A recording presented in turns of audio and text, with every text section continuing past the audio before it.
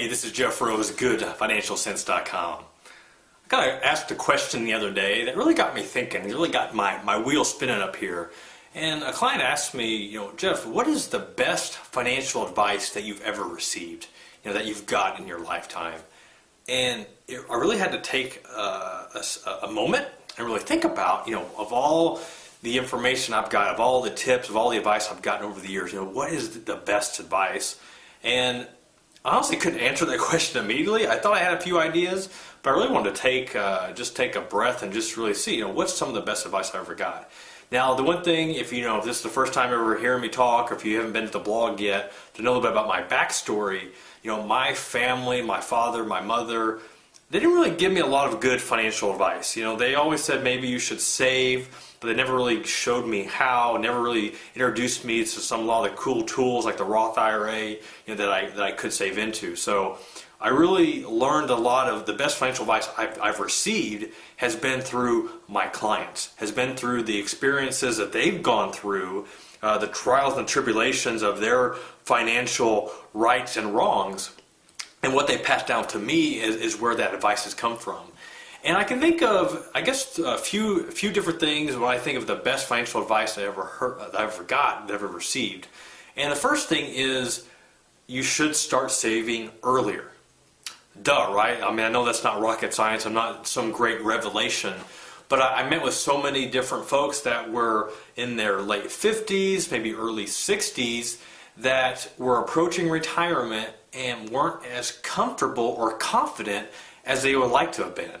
And had they started saving earlier, they felt that they would be much more comfortable, going into retirement with a really good, strong feeling about it, and they didn't have it. So they wish they would have started earlier.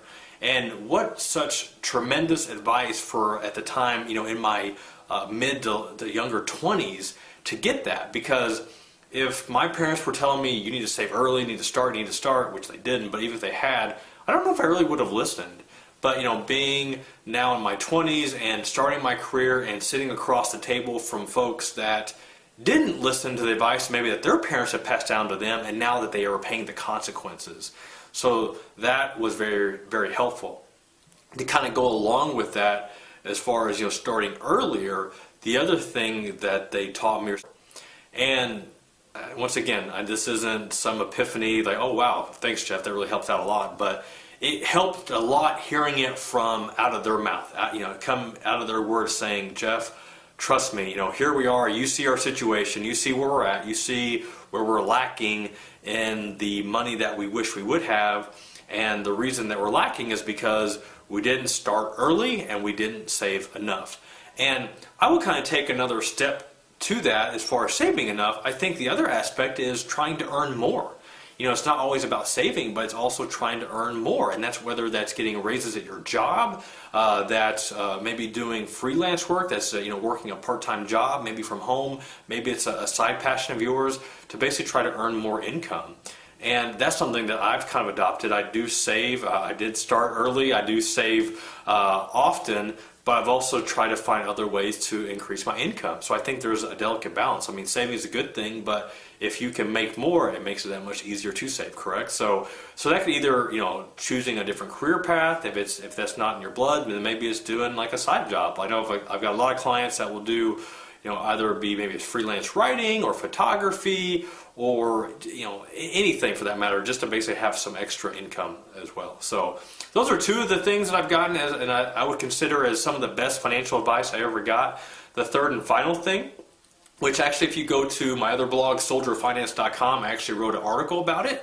I talk about the Lou, which is the Chevy Lumina, the 1998 Chevy Lumina that I drove whenever I was in college, and also drove my first several years of working.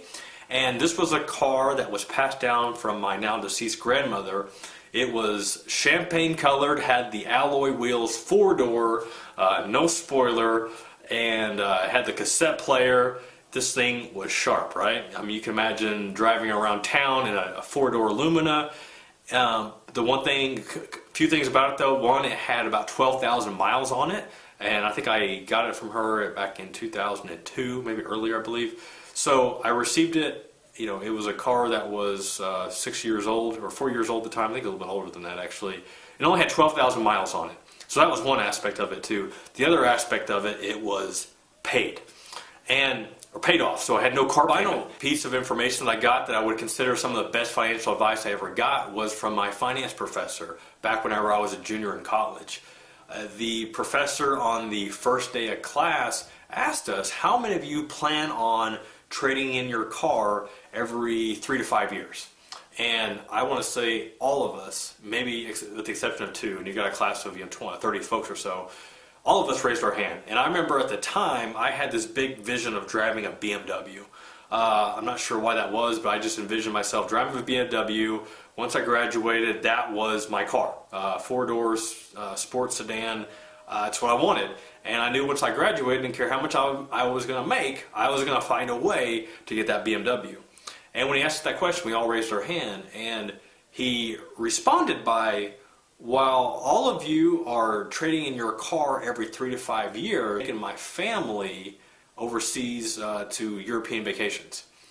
And when he said that, I'm like, what does that mean? What are you talking about? And then, so that was our introduction to the power of compounding interest and, how saving, amount of money today and what it can grow to be. And, showed by putting in a car payment per month, whether it be $300, $400, $500, $600 a month, what that can grow to be. And for me, as a young male who had these big aspirations of driving this, sport luxury foreign car, it was like, wow, I mean, what am I doing? What am I thinking? Like, I'm going to be wasting money when I could actually be saving? So that was extremely helpful to me, and some of the best advice I ever got, because whenever I got that Lumina, whenever I inherited it, I had the option of trading it in or selling it, getting the cash and applying it towards the BMW. I would have had a car payment, but I would have been driving my dream car. Instead, I drove that Lumina for almost 3 or 4 years up until I returned back from Iraq, and I didn't have a car payment that whole time. And not having that car payment gave me the ability to be able to save into my 401k, into my Roth IRA. It made me appreciate the fact of how to spread a dollar, to not go out and waste money on just useless things. And that was such a huge pivotal point in my life, because now I reflect back, and because I didn't have that car payment for those years, I've got a decent amount stocked away in my retirement accounts that have been able to grow over the last few years. So that has been, like I said, just a great financial advice. I'm glad that I received it. I'm glad that I applied it. And any chance I get a chance to share that story with others, as I'm doing now, I look forward to it, and I hope that you get something out of that as well. So those are some of the best financial advices I've got over the years. I hope that was helpful. I'm curious, as far as with you, what is some of the best financial advice that you've received, in your life? And be sure to share your stories, your comments, so that others may benefit. So if you want more information, Good Financial Sense is where you'll find me. I've got, as you know, tons of information there. If you got any more questions, please feel free to drop me a line. Look forward to hearing from you, and we'll talk to you all soon.